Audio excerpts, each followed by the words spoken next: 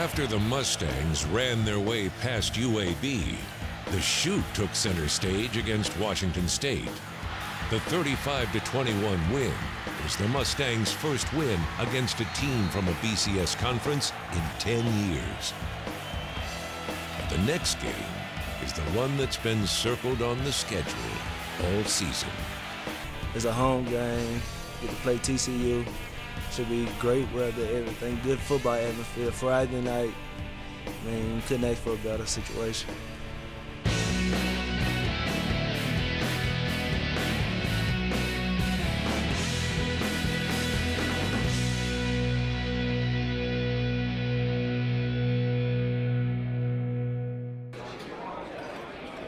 The buzz about this week's game kicks off at the weekly Mustang Club luncheon, where SMU supporters gather for an inside look at the football program.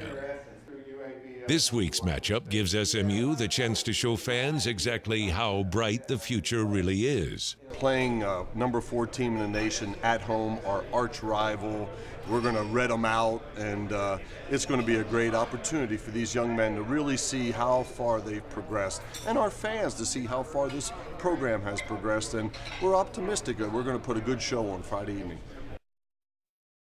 Coaches and fans alike are anxious for a good performance in a game that will be seen coast to coast against the number 4 ranked team in the nation, the TCU Horned Frogs. So we have an opportunity, like we said, national TV, to make a name for yourself and let it all hang out. It's not going to be I mean, it's got to be something that you really look forward to and have a lot of fun. I mean, that's really what it's about right now. But this one right here gives you an opportunity to really, really make a statement nationally. I mean, it's amazing that we get to play on ESPN for one, being that, we're a mid-major college.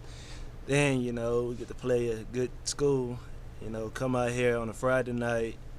The stadium should be crazy with both SMU and TCU fans. And it's just going to be exciting to play the game.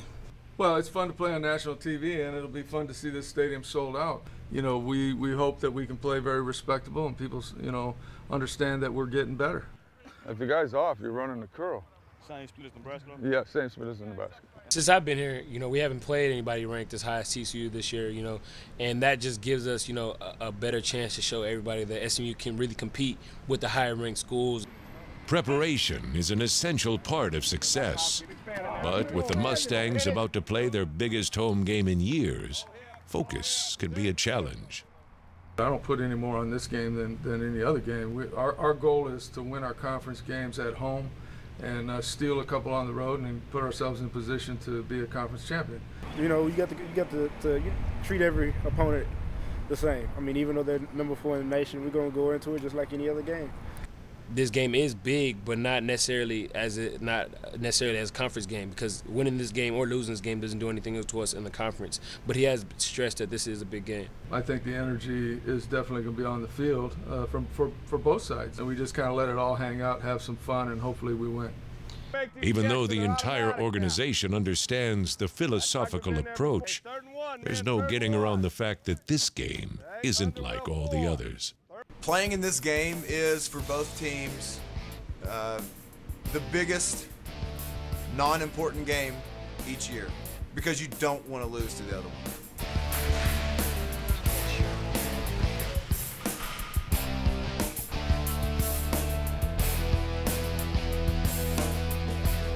You don't want to lose to them. There's going to be a lot of hitting going on. It's going to be very intense, very physical, guys going all out, going for broke. Let's go, accelerate up. We're going to know everything about these guys, okay? We're going to know where they are every time. There's going to be no surprises. They're efficient in every area. It doesn't matter what you take, special teams, to the quarterback, to what they do offensively. From a defensive standpoint, they are probably the best defensive team I've looked at on film. They're just going to play man-free and dog. They create a lot of problems for you. They got a lot of offense, too. They got time to get that off, so be it. I guarantee as soon as Dalton feels that corner coming, he's going to try to run. He will not try to throw into that. I think it's getting better. The rivalry is getting really, because there's mutual respect.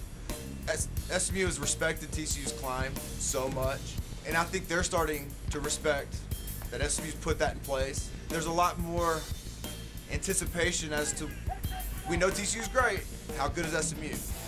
Everybody wants to see. Coming up next, the history of this great rivalry. Long pass down the field, and it's good into the arms of Bobby Wilson for a touchdown.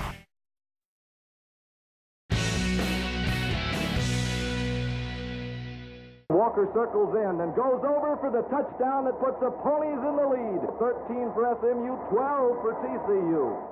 The SMU-TCU rivalry has a long and storied history, dating back 95 years to SMU's inaugural season of 1915.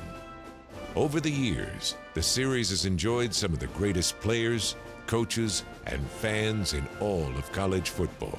This has gone on since 1915. So there's a lot of games that people have watched and cheered for. Every team has those rivalries. TCU happens to be ours. SMU on its own 36, Walker ripping the Froggy line for 7 yards, trying to get something started. Well, for these two schools, it's a gigantic rivalry. It goes back to Southwest Conference days, early in the Southwest Conference when both teams were really good and were winning Southwest Conference championships and even national championships. I guess the rivalry between SMU and TCU is really Dallas and Fort Worth.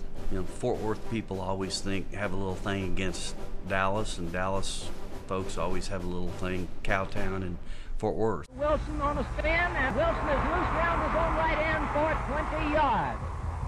I think one of the greatest games in the SMU-TCU history occurred in 1935. Both teams were undefeated, and it was pretty much widely known that the winner of the SMU-TCU game was going to get invited to the Rose Bowl.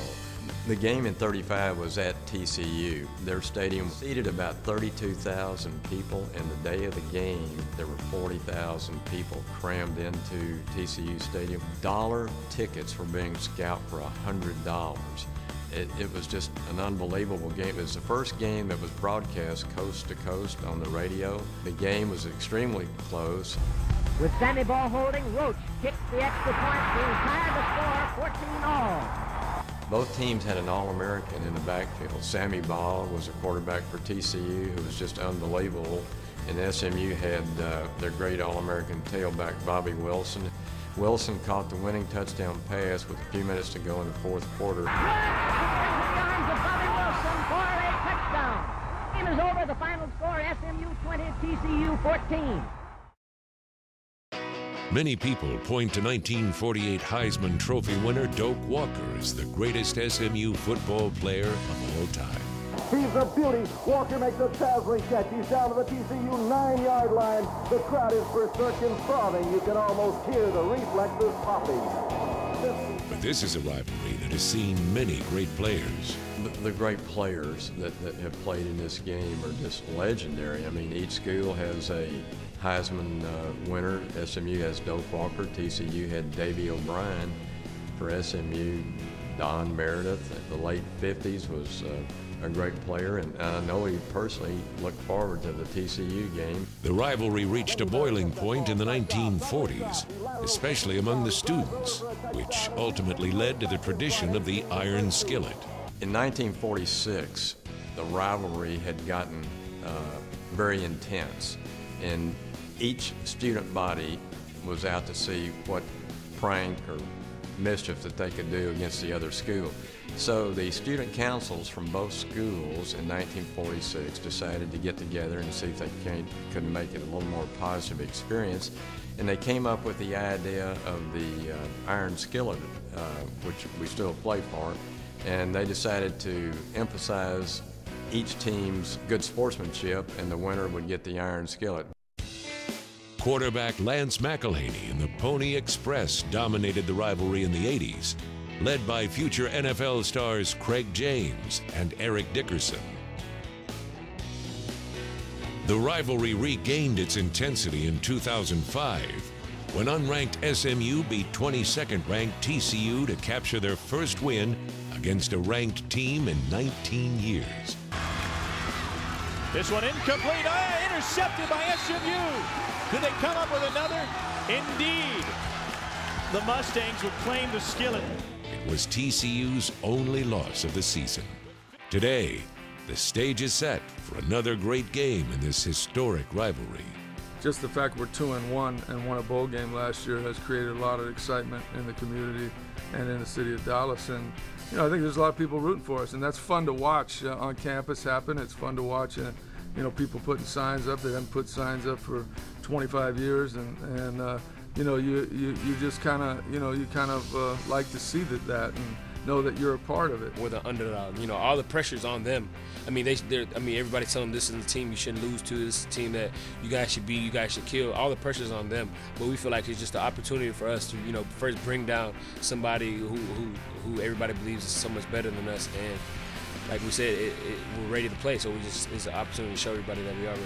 It's what a kid dreams of, playing in a game like this with a lot of people, probably a sold-out crowd, and just a lot of screaming and yelling. The good thing is we get a chance to play them, and if we beat those guys, then we're nationally known.